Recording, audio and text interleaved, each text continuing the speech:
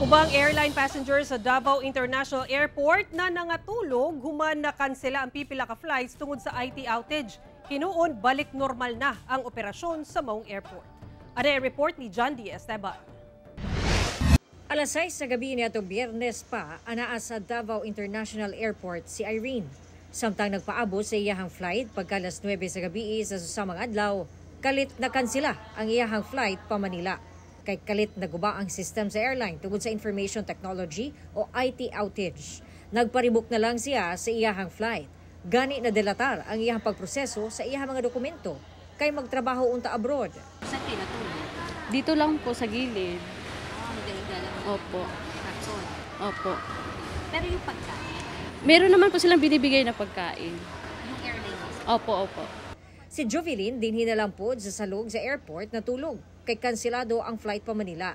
Nakaparibok na siya Domingo sa kadlawon. Dinhira sila sa airport nagpaabot sa ihang anak. Baka mamaya ang inaano ko, baka mamakancel ulit. Yan ang problema ko. Tungod sa technical issue na apektuhan ang check-in process sa airline, maong gimanumano na lang kini. Usa sa milinya og taas nga oras ang pasaherong si EJ. Wala talagang usad hanggang ngayong umaga dito na kami natulog at ngayon nagbabakasakali pa rin ma'am na matuloy yung ano namin. Kung magaling makauwi kami ma'am. Sumala sa Kaap Davao nga 1,400 ka mga air passengers ang apektado tungod sa IT outage. Ang resulta, daghang mga flights ang na-delay ug nakansela. Busa ang mga pasahero, nag-rebook na lang sa ilahang mga flights.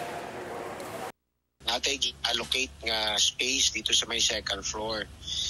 Modestly comfortable na area, but they prefer mga last remaining stranded, they prefer to stay within sigurong hailing distance from the Cebu Pacific counters, no?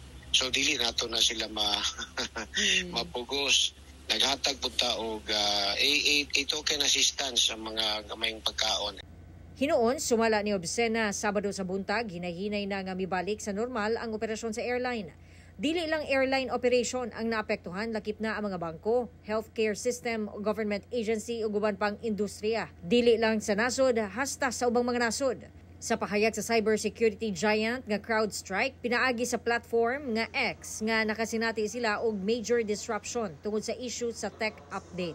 Dili daw kini cyber attack ug usa lang ka isolated case. Kauban si Jojo Solarte sa kamera, ako si John D. Esteban para sa One Mindanao.